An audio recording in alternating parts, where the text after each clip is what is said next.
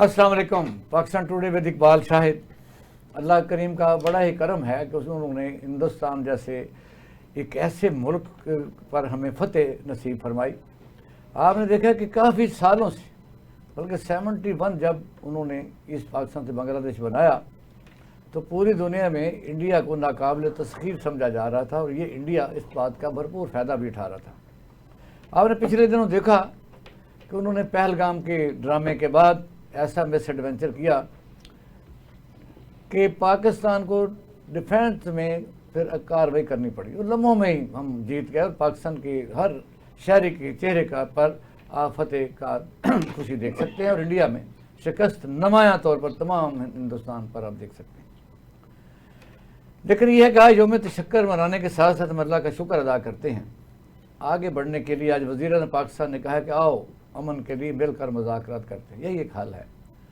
पूरी दुनिया भी इस जंग को रुकवाने में शामिल हो जाए, लेकिन जो बुनियादी इख्तलाफी मसाइल हैं जब तक वो हल नहीं होंगे उस वक्त तक ये कहना बड़ा मुहाल है कि आइंदा के लिए इस किस्म के मिस एडवेंचर नहीं होंगे।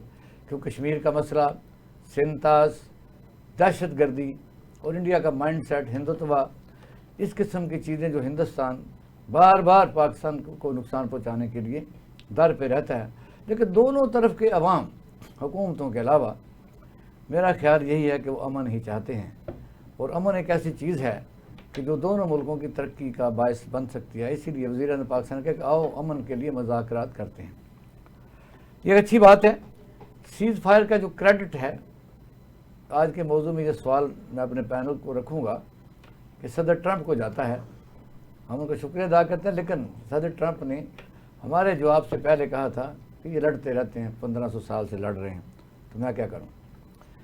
लेकिन यह है कि जंग का मौका जाने के बाद क्या पाकिस्तान ने कुछ इस पर कोई गौर भी किया है, हुकूमतों ने गौर किया है। जब तक मुल्क अंदरूनी तौर पर मजबूत नहीं होगा, कंफर्टेबल नहीं होगा, उस वक्त तक ख़तरा मौजूद रहेगा। उसके लिए ज़रूरी है कि पाकिस्तान के तमाम अदारे, पाकिस्तान का पॉलिटिकल सेटअप, उसको नॉर्मल किया जाए और पॉलिटिकल विक्टिमाइजेशन से पीछे हट के तमाम लोगों को इस रियासत के साथ अपने इजहार का, मोहब्बत का मौका दिया जाए। ये रियासत सबकी है, कभी कोई आता है, किसी ने नहीं रहना। आप देखें कि अमेरिका के सदूर के बारे में अक्सर रहता है।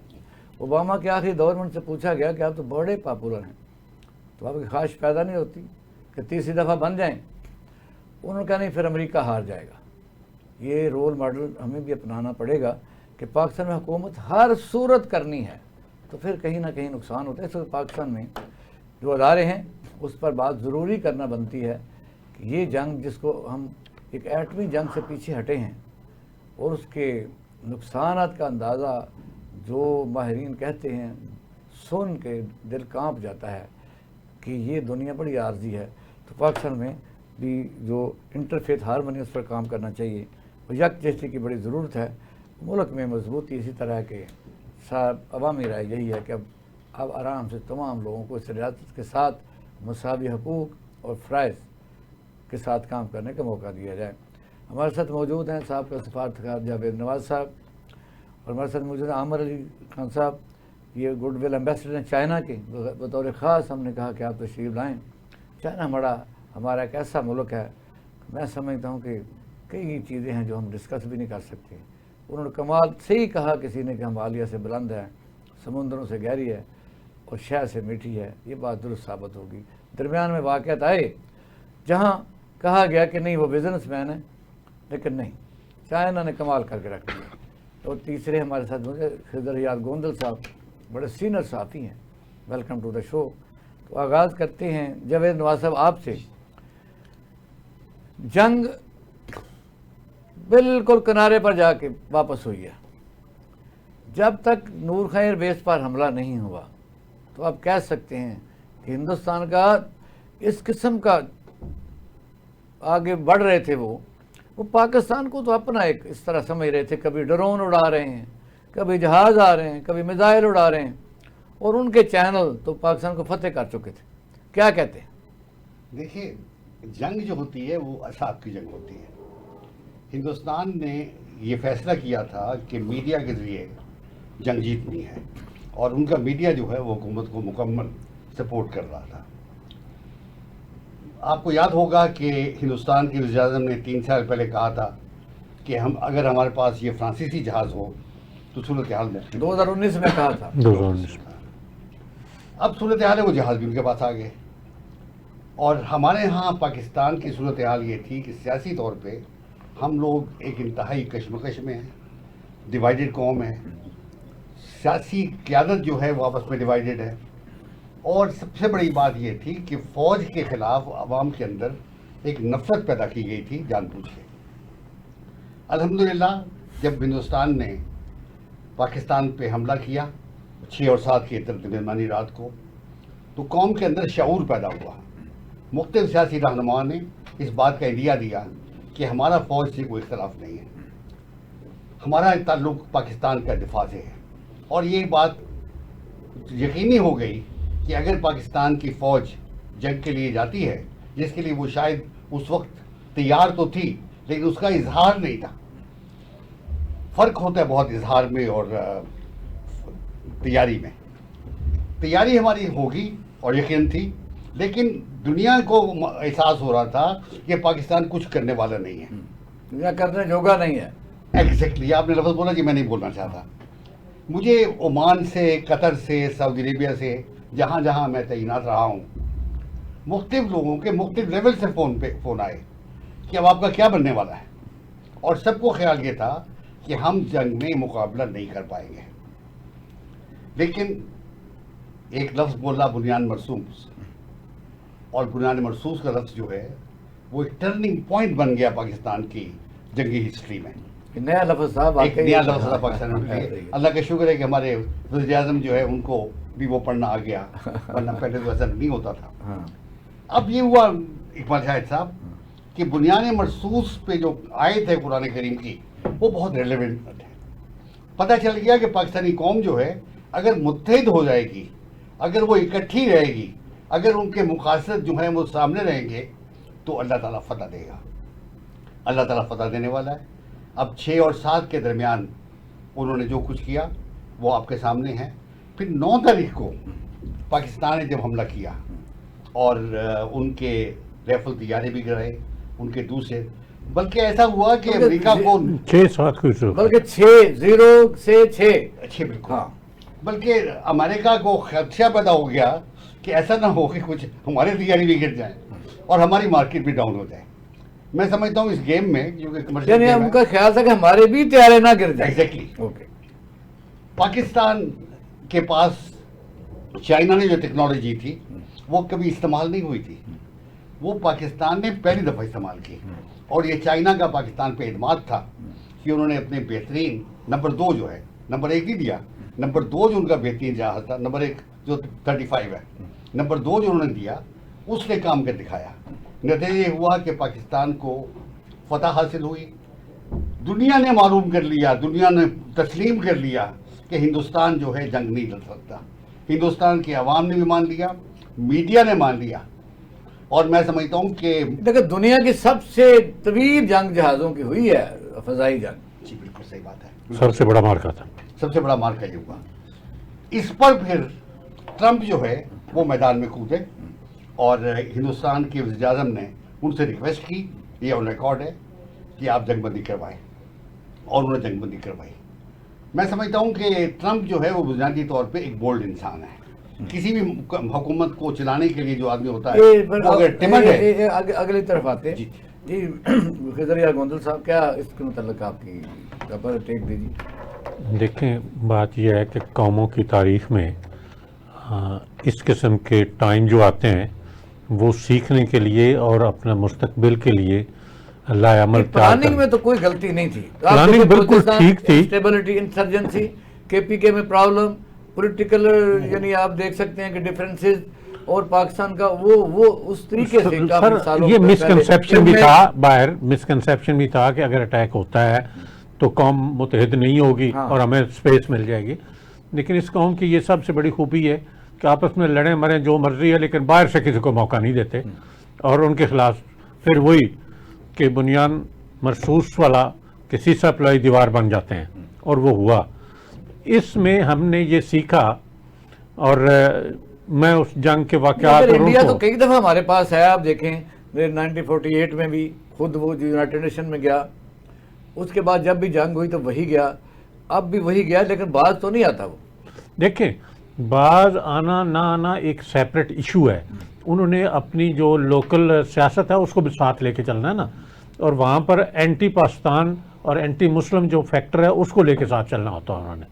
इस वजह से वो इस किस्म के एडवेंचर कर, लेकिन आइंदा कोई भी एडवेंचर करने से पहले 100 मरतबा सोचेंगे वो कि ये हमारे लिए मिस एडवेंचर ना बन जाए, हमारे लिए मसाइल ज़्यादा ना हो जाएं, क्योंकि इस जंग में जितना नुकसान इंडिया को हो गया है। अच्छा, ये Financially नवाज भी- साहब ने कहा है कि इंडियन मीडिया में भी मैंने देखा कि बड़े बड़े आला लोग मौजूद हैं जिन्होंने क्वेश्चनिंग की है, जिन्होंने बकायदा कहा है कि ये फॉल्स फ्लैग है, ये किया राह ने किया है, उसका जवाब वो मांग रहे हैं। ये भी बात थी। नहीं, ये बात ठीक है, लेकिन यहाँ ये बात एंडोर्स ना करना ज्यादती होगी कि पाकिस्तान के मीडिया ने पाकिस्तान के नुक्ता नज़र को पूरी तरह सपोर्ट भी किया, और भरपूर तरीके से और एनालाइज करके फैक्ट के साथ उसको कम्पीट किया कि नहीं भाई वो झूठ बोल रहे हैं ये, और जो चीज़ें आ रही थी उनको पूरे तरीके से कौमी फरीजा समझ के जो है ना उसको किया गया। इस बात को भी रिकग्नाइज करें आप। अच्छा, ये बताइए कि इतना तो वो इंडिया जैसा एक बहुत बड़ा मुल्क है, सोर्स भी है के पास है, फॉल्स फ्लैग करने से पहले प्लानिंग तो मुकम्मल की होगी ना, बिला वजह तो नहीं कि पहलगाम हो गया तो देखिए, इतने फटाफट दिन उन्होंने पहलगाम वाले वाक़े के बाद इतना टाइम प्लानिंग के लिए लिया था, और उस प्लानिंग के बाद उन्होंने सारे एस्पेक्ट्स भी देखे थे, लेकिन उन्हें ये पता नहीं था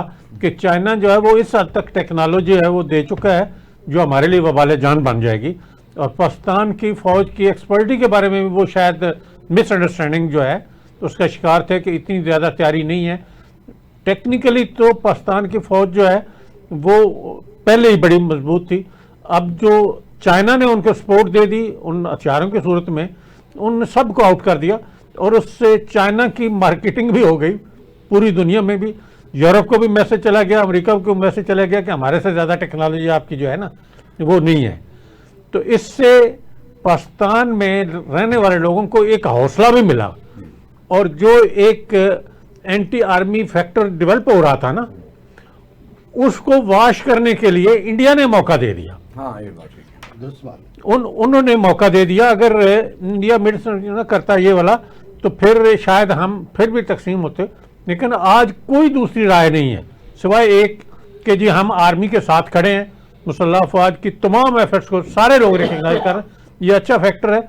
अब हुकूमत को भी ये रोल अदा करना चाहिए कि जो लोग कुछ इख्तलाफात हमारे इन हाउस हैं उनको भी साथ लेके चले और ऑन बोर्ड जो रखें। इन हाउस से इस किस्म के मसाइल हल करने के काबिल हैं या बाख्तियार है, बिल्कुल उनको हल है, करना चाहिए। हम बिल्कुल हैं इस काबिल। अगर इतने बड़े जो मुसीबत है उससे निकलने के काबिल हम हैं तो ये तो हमारे घर का मसला है, ये कर सकते हैं हम। जी, थोड़ा अपना सब्र और अमल तहम्मुल से खान काम साहब, करना पड़ेगा। वज़ीर आज़म ने बार बार कहा है और शुक्रिया अदा किया है ट्रंप का, तो और ये भी कहा है कि आओ मुज़ाकरात करते हैं अमन के लिए, और इंडिया को उन्होंने पैगाम दिया। लेकिन मुज़ाकरात कौन करेगा? कोई ये तो नहीं हो सकता कि ट्रंप मेज पर बैठ जाए और लेफ्ट राइट पाकिस्तान और इंडिया बैठ जाए। चाइना जो है मेन इसमें यानी प्लेयर है, मेन स्टेक होल्डर है। जाहिर है इस मौके के ऊपर चाइना की जो कंट्रीब्यूशन है तो पाकिस्तानी कौम के दिल के अंदर उनकी मोहब्बत है। ट्रंप ने जंगबंदी करवाई, ये ठीक है, अप्रिशिएट करते हैं, लेकिन जंगबंदी उसी वक्त हुई जब आपने देखा रिटेलिएट हमने किया। हाँ, इस वक्त चाइना का जो सिस्टम है, अगर ये मुज़ाकरात को होते हैं किसी जगह गारंटेड होती है तो चाइना कहाँ होगा? जी बहुत शुक्रिया। मैं सबसे पहले अपनी पाक आर्मी का और अपने जर्नैल का, जब भी कोई भी फ़ौज लड़ती है जब तक उसका जर्नैल मजबूत होता है तो वो फ़ौज मजबूत होती है। सबसे बड़ा अज़म जो है उस जर्नल का होता है जो फ्रंट लाइन पे खड़ा होकर अपनी फ़ौज को कमान करता है। मैं इस मामले में अपनी पाक फ़ौज को सैल्यूट करता हूँ। मैं आपकी बात को थोड़ा बैकग्राउंड में ले जाना चाहता हूँ कि 1978 में डंग शाओपिंग ने एक ऐलान किया। उन्होंने कहा कि फॉर नेक्स्ट 50 ईयर्स हम पूरी दुनिया में किसी के साथ जंग नहीं करेंगे, और 50 ईयर्स के बाद दुनिया का कोई ऐसा मुल्क नहीं होगा जो चाइना से जंग कर सकता हो। हम इतने पावरफुल हो जाएंगे یہ 1978 میں ڈنگ شاپنگ نے اپنی اسٹیٹمنٹ دی. دیکھیے بالکل امریکہ نے اس وار کو سٹاپ کروانے کے لیے اپنا کردار ادا کیا, لیکن کب؟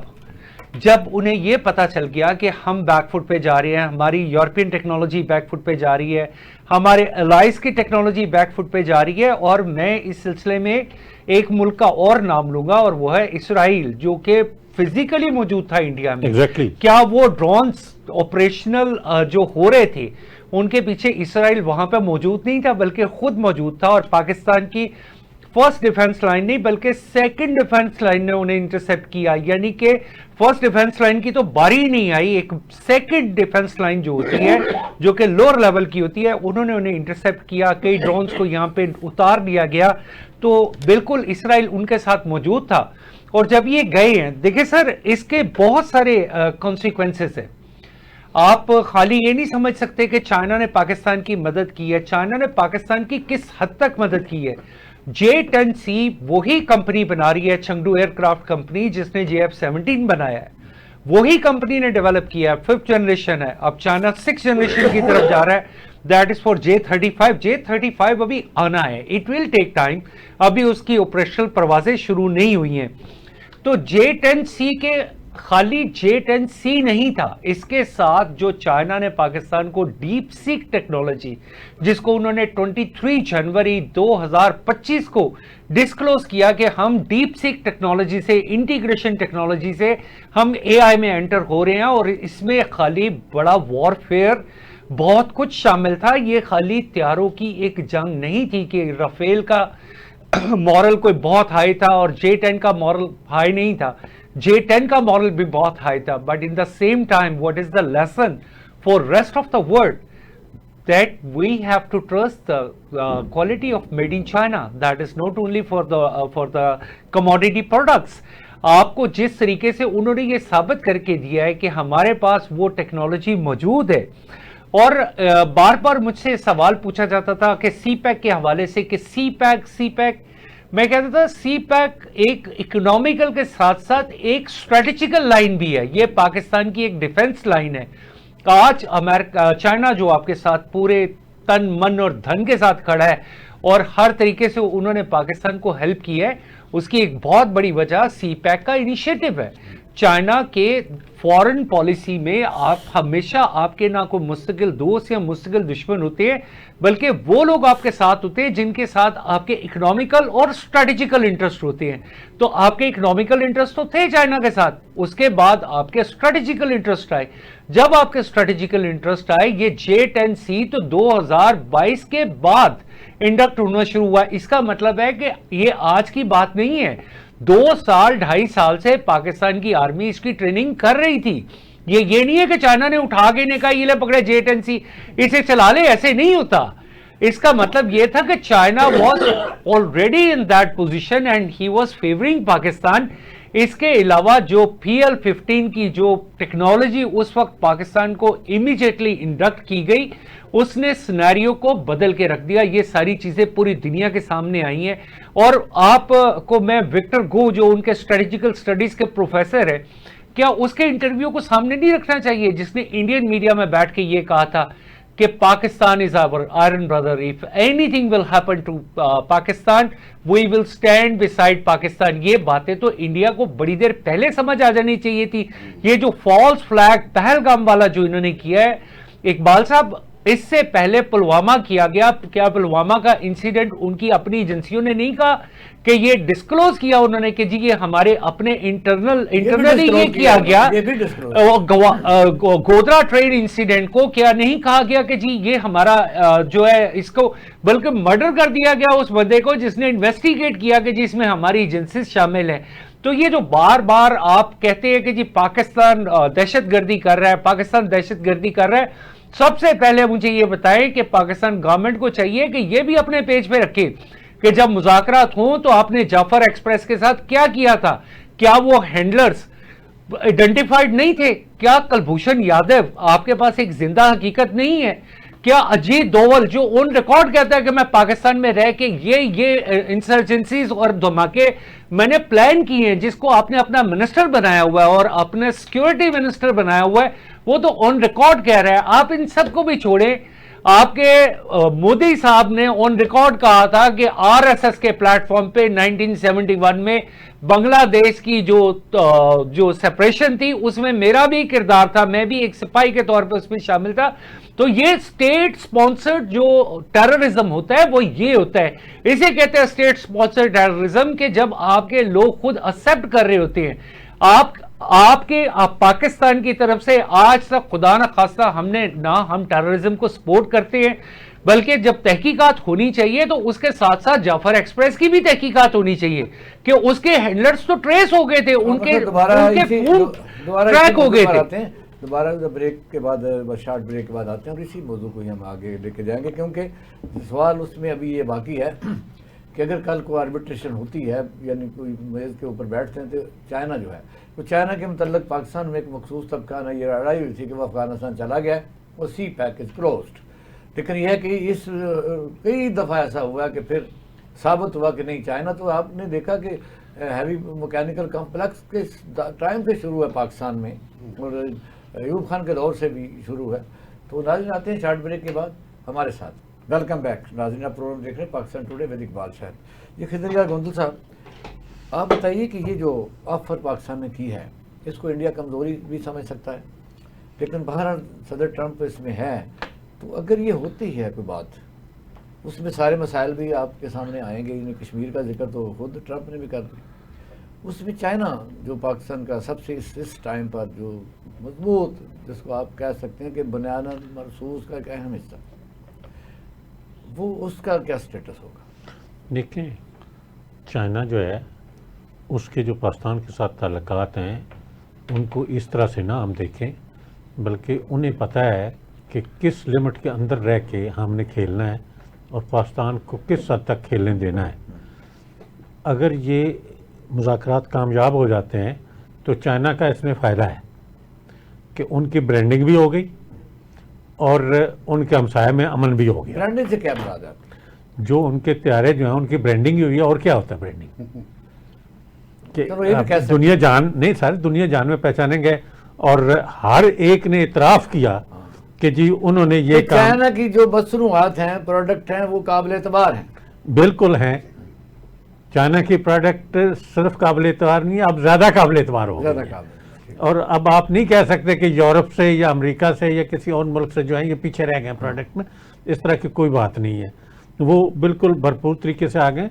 اب ان مذاکرات کی پیشکش جو کی گئی ہے، بار بار کی جا رہی ہے پیشکش، مذاکرات ہو جاتے ہیں تو آپ اس کو یہ نہ سمجھیں کہ کشمیر کا مسئلہ جو ہے وہ فوراً حل ہو جائے گا. صرف پہلے تو چیزیں کول ڈاؤن کی جائیں گی، پھر یہ لمبا ٹائم لگے گا. اس کو آپ سمجھیں کہ 10 یا 15 دن یا 20 دن میں یہ حل ہو جائے گا، ایسا نہیں. میں سمجھتا ہوں کہ اگر یہ 5-7 سال میں بھی حل ہو جائے تو اس کو معجزہ سمجھیے گا. ایسے نہیں ہوتے مسائل حل. ہاں، جو آپ کا انڈس واٹر ٹریٹی والا معاملہ ہوا ہے وہ کول ڈاؤن ہو جائے تو اس کو آپ اپنی سکسیس سمجھ لیجیے گا. پانی بند بھی نہیں کیا، سسپینڈ کیا، بند نہیں کیا. لیکن اس کے لیے انتظامات لمبا عرصہ ہے نا، اس کے لیے انتظامات کرنے. ایسے تو نہیں ہے نا کہ بالٹی بھر کے ادھر رکھ دینی ہے، ایسا تھوڑا ہے. اس کے لیے سارے انتظامات کرنے پڑے. روکنا کہاں پر ہے؟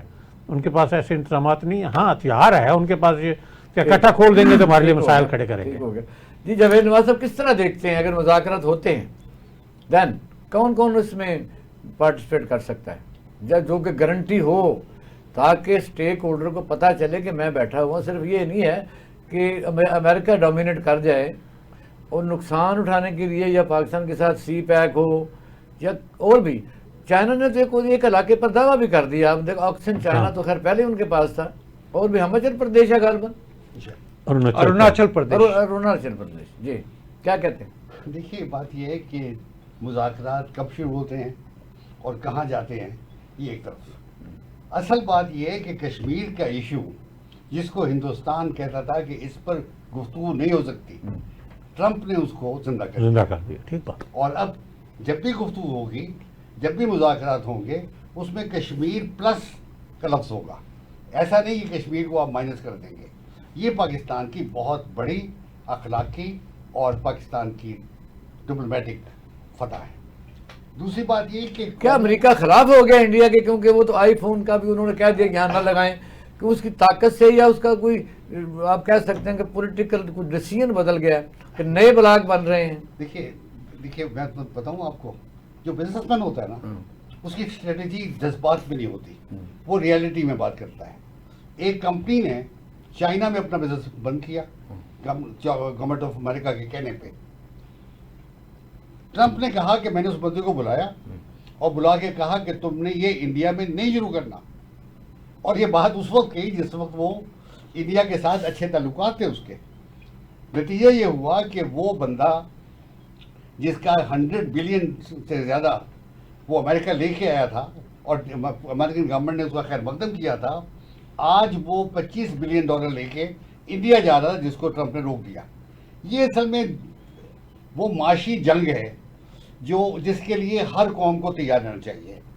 پاکستان کو بہت بڑا سبق ہے. دو باتیں پاکستان کے لیے بہت ضروری.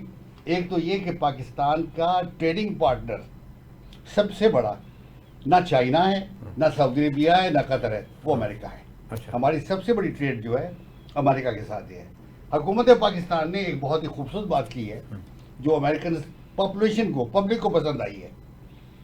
انہوں نے کہا کہ لیٹس ورک آن زیرو. جو کل پرپوزل آئی ہے، آپ بھی ڈیوٹی نہ لگائیں، ہم بھی لگاتے ہیں. اس سے کیا ہوگا کہ آپ کا بنا ہوا میٹیریل امریکن مارکیٹ میں سستا ہوگا. امریکن کنزیومر جو ہے جس کو ہر جگہ چائنا نظر آ رہا تھا اس کو پاکستان نظر آئے گا. یہ ایک بہت بڑی اقتصادی فتح ہوگی پاکستان کی. تیسری بات، قومیں ایسا نہیں ہوتا کہ وہ جہاز بھیج کے حمایت کا اعلان کرتی ہیں.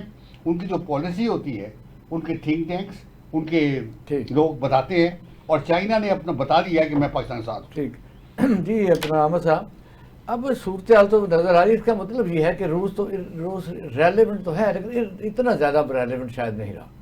اب دنیا میں دو ہی ممالک کو آپ ڈسکس کر سکتے ہیں، امریکہ اور چائنا.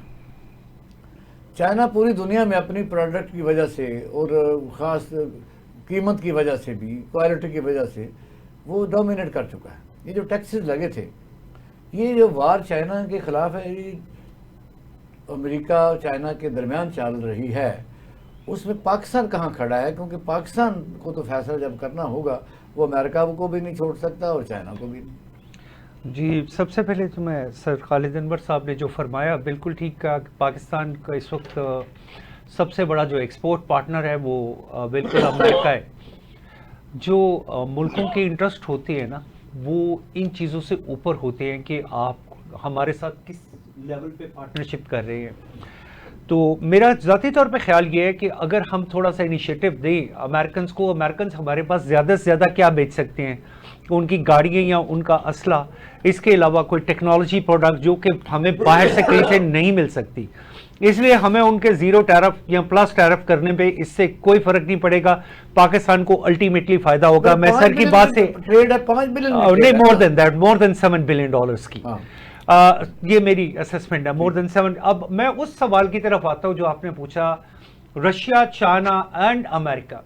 دیکھیے ایک گلوبل وار بڑی جلدی شروع ہونے والی ہے، وہ ہے ڈی ڈالرائزیشن کی. آپ جب ڈی ڈالرائزیشن کی وار کی طرف جاتے ہیں تو برکس کنٹریز آلریڈی ایک انیشیٹو لے رہے ہیں ڈی ڈالرائزیشن کی طرف جانے کے لیے. پھر ایس سی او کنٹریز، اور ایس سی او کنٹریز کی اکانومی 34% آف دا ورلڈ جی ڈی پی ہے.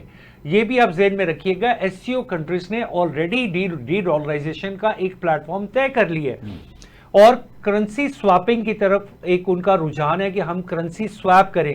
اسی سلسلے میں آپ نے جو رشیا اور چائنا کی بات کی تو میں آپ کو یہ بتا دینا چاہتا ہوں کہ رشیا کا یونین پے اور رشیا کا میر اور چائنا کا یونین پے یہ آپس میں انٹیگریٹ ہو چکے ہیں. انٹیگریٹ ہونے کا مطلب یہ ہے کہ اب انہیں سوئفٹ کی دوبارہ ضرورت نہیں کہ آپ نے ڈالرز میں پیمنٹ روٹ کرنی ہے وایا نیو یارک. اس کی کئی ایگزامپل سامنے آئی ہیں. That is called a digitalisation of economy. آج ڈیجیٹل آر ایم بی کی ٹرانزیکشن ساؤتھ ایسٹ ایشیا میں مکمل طور پہ شروع ہو چکی ہے اور سب سے پہلی ٹرانزیکشن ہانگ کانگ اور دبئی کے درمیان میں سکسیسفلی ہو چکی ہے جو کہ ود ان سیکنڈز آپ نے پیمنٹ کو ٹرانسفر کر دیا and without any bug of that SWIFT. So اس کا کیا مطلب ہے کہ دنیا اکانومیکل ایک چینجز کی طرف جا رہی ہے. تو یہ جو انویسٹمنٹ کے بارے میں بات ہو رہی تھی، یہ ایک لمبا ٹاپک ہو جائے گا. سوری مجھے 1 منٹ اور چاہیے. یہ ساری انویسٹمنٹ وہ نہیں ہے جو یو اے ای اور سعودی عرب وہ کر رہا ہے کہ یہ دوبارہ انڈکٹ کر رہا ہے پیسے ان کے اکاؤنٹ میں، بلکہ یہ وہ پیسے ہیں جو وہاں پہ ایسٹس کی صورت میں پڑے ہوئے تھے امریکہ میں، اور ڈیفرنٹ ایسٹس کی صورت میں پڑے ہوئے تھے جو 1974 آنورڈ ان کا ایک ایگریمنٹ تھا کہ آپ تیل کی دولت ڈالر کی صورت میں ہمارے ملکوں میں ایز این ایسٹ رکھیں گے. ان میں سے موسٹلی وہ پیسے کنورٹ ہو رہے ہیں جو ایز این ایسٹ کنورٹ ہو جائیں گے، جس کا مطلب یہ اب بیسیکلی تو نکل چکے ہیں یہ آج سے 1 سال پہلے دبئی بھی اور سعودی عربیہ بھی، ابو ظہبی بھی، یو اے ای جو ہے وہ اس ایگریمنٹ سے نکل چکی ہیں کہ اب انہیں ڈالرز پہ ڈیپینڈنسی نہیں چاہیے اور وہ پیسے یہ وہاں پہ پارک نہ بھی کرے تو ان کا گزارا ہوتا ہے. تو یہ اس کو وائڈر کانسیپٹ میں دیکھنے کی ضرورت رہ جائے گا. بڑا کمپریہنسو آپ نے نوٹ دیا. اب بتائیے گوندل صاحب کہ کیا یہ جنگ کے بعد جو ملک میں اس وقت پولیٹیکل وکٹائمائزیشن ہے یا حکومت کے چل تو رہی ہے لیکن ایک مائنڈ سیٹ بھی ہے اور ایک باقاعدہ طبقہ ہے جو الیکشن لڑا ہوا ہے، اس میں پی ٹی آئی آپ کہہ سکتے ہیں. بلوچستان میں وہ کچھ ایسے لوگ ہیں وہ کہتے ہیں ریلیونٹ گورنمنٹ ہے جن کے لوگوں کے ساتھ رابطہ نہیں ہے یا ان سے رابطہ نہیں کرنا چاہتے دوسرے لوگ. کیا حکومت کو کوئی مشورہ دیں گے کہ جنگ کے بعد بھی کوئی قومی یکجہتی کے لیے کیا کرے، وہ کرنا کوئی چاہیے یا ایسے ہی چلتے رہنا چاہیے؟ دیکھیں اقبال شاہ صاحب، میں نے پہلے بھی یہ عرض کی ہے، اب حکومت کو اس کے بعد اپنے انٹرنل معاملات جو ہیں ان کو ٹھیک کرنے کی طرف آنا چاہیے اور سب کو سپیس دینی چاہیے. اور اگر آپ کسی کو کرش کرنے کی کوشش کریں گے تو پھر وہی ہم ڈیوائیڈ ہونے والے پلیٹ فارم کی طرف چل پڑیں گے. اب حکومت کو ایک قدم آگے نکل کے کھیلنا ہوگا اور قومی یکجہتی کے لیے اپنی خواہشات اور اپنی جنگ سے پہلے والی پالیسی میں نرمی پیدا کرنی ہوگی تاکہ جو پی ٹی آئی یا لائک پی ٹی آئی دوسرے فیکٹر جو ہیں ان کو بھی ساتھ ملا کے قومی دائرے میں لایا جا سکے اور دنیا کو یہ بتایا جا سکے کہ ہم ان ہاؤس عملی طور پر بھی ایک دوسرے کے ساتھ چلنے کو تیار ہیں تاکہ ملک مضبوط. جی جاوید نواز صاحب کیا کہتے ہیں ملک میں سیاسی جو اس وقت پرابلم ہے اس کا کیا حل ہے؟ سیاسی سے زیادہ جو مسئلہ پاکستان کا ہے وہ پاکستان کے اندر عدل اجتماعی کا ہے. ایک مضبوط قوم کے لیے ضروری ایک پہلوان ہے، اس کے 5 بیٹے ہیں، اگر اس کا ایک بیٹا پہلوان بن جائے اور باقی کمزور رہیں تو وہ ایک طاقتور خاندان نہیں بن سکتا. اس وقت جنرل صاحب جو ہیں ہمارے عاصم منیر صاحب، ان کی پالیسیز قابل قدر ہیں، قابل رشک ہیں. میں سمجھتا ہوں کہ ان کو ایگزرٹ کرنا چاہیے. پاکستان کی قوم جو ہے اس کو متحد بھی کرنا چاہیے اور پاکستانی قوم کو مضبوط بھی کرنا چاہیے. میری تجویز اس میں یہ ہے کہ پاکستان کے 3 کروڑ بچے جو اسکول سے باہر ہیں ان کو واپس اسکولوں میں لایا جائے. وہ غریب جو پروٹین نہ ہونے کی وجہ سے لاغر رہ جاتا ہے اس کو مضبوط کریں، اس کو طاقتور بنائیں تاکہ آپ کی فوج کا حصہ بنے. آپ کی قوم جتنی مضبوط ہوگی، جتنے صحت مند ہوگی، اتنی ہی آپ کی فوج مضبوط ہوگی اور صحت مند ہوگی. ٹھیک ہے جی. عمر صاحب اس وقت 25 سے 30 لاکھ ہمارا نوجوان سکلڈ اور بڑے بڑے قابل لوگ ملک سے باہر ہیں. ملک بہت بڑا ہے. ملک میں پولیٹیکل جو آپ سمجھتے ہیں کیا مشورہ دینا چاہتے ہیں حکومت کو کہ وہ کیا کرے؟ اور اس طرح نے کہا کہ عدالتی سسٹم کو بھی ہمیں ریوائز کرنا پڑے گا کیونکہ لوگوں کا انصاف سے تو ایمان اٹھ چکا ہے. یہ تو بات سچی ہے. پاکستان کا جو ریٹنگ ہے عدالتوں کی وہ آپ کے سامنے ہے. یہ بھی تو ضروری ہے کہ جنگ کے بعد کیا ملک میں کون کون سی اصلاحات کی ضرورت ہے اس وقت؟ جی سب سے پہلے تو وہ جو فیکٹرز ہیں جو پاکستان کو ڈی مورلائز کر رہے ہیں اور آج بھی ڈی مورلائز کرتے جا رہے ہیں. دیکھیے کوئی بھی چیز پروسیس میں ہوتی ہے. اگر آپ جوڈیشل سسٹم بھی کہیں تو یہ بھی ایک پروسیس کا حصہ ہے. وائی ناٹ ہم بھی اس کا حصہ بنیں، ہم بھی آگے بڑھیں، ہم اسے ٹھیک کرنے کی کوشش کریں بجائے اس کے کہ ہم بلیم کرتے رہیں. ہمارے پاس کیا اختیار؟ سر بالکل ہر بندے کے پاس اختیار ہے. اس بندے کے پاس بھی اختیار ہے جو ایک غلط رپورٹ لکھوانے ایک تھانے میں چلے جاتا ہے، اس کے پاس بھی اختیار ہے. اس تھانے دار کے پاس بھی اختیار ہے. اس سے نچلی سطح پہ بھی اختیار ہے. آپ کی سوچ پہ بھی اختیار ہے. میرے پہ اختیار ہے. مجھے اپنے آپ پہ اختیار ہے. میں کیوں ایسا کام کرنے جاؤں گا جب مجھے پتا ہے کہ یہ مورلی غلط ہے؟ آپ اس کو اختیار کے ساتھ اٹیچ نہیں کر سکتے. وہ وکیل جسے پتا ہوتا ہے کہ میں جسے ڈیفینڈ کر رہا ہوں، یہ میرا جسے میں ڈیفینڈ کر رہا ہوں، یہ کلپریٹ ہے، ہی از اے گلٹی. آپ اس کا لائسنس پھر رینیو کرتے رہتے ہیں، ہر سال رینیو کرتے رہتے ہیں، جبکہ آپ کے پاس ایک پیرامیٹر ہونا چاہیے کہ اگر ایک بندے نے مسلسل جھوٹے کیس لڑے ہیں تو اس کا کیس ریفر کر دیا جائے بار کونسل کو کہ اس کا چیک کرو یہ بندہ کیوں جھوٹے کیسز لڑتا ہے. بھئی سچے کیسز لڑنے والے کے ساتھ ہی تو جھوٹے کیس لڑنے والا ہے. دونوں سائیڈ پہ آپ کہتے ہیں کہ جی اس کا جوڈیشل رائٹ ہے، یہ جوڈیشل رائٹ نہیں ہوتا. سر میں اس ڈی مورلائزیشن کی بات کروں گا جو ابھی بھی میڈیا پہ ہو رہی ہے اور کس ادارے کے خلاف ہو رہی ہے اور کیسی ایسی باتیں گھڑی جا رہی ہیں جن کا حقیقت سے کوئی تصور ہی نہیں ہے. بہت شکریہ، thank you very much Ahmed Sahab اور جاوید نواز صاحب، فضل صاحب. ناظرین، اب ہمارا پروگرام سن رہے تھے اور دیکھ بھی رہے تھے. اکثر ہم کہتے ہیں کہ آپ ہی بہترین جج ہیں. اپنا خیال رکھیے گا. آج کی تناسب سے یوم تشکر پر ہم فوج پاکستان کا نعرہ لگانا چاہتے ہیں اور پاکستان زندہ باد اور فوج پاکستان زندہ باد، قائد اعظم زندہ باد.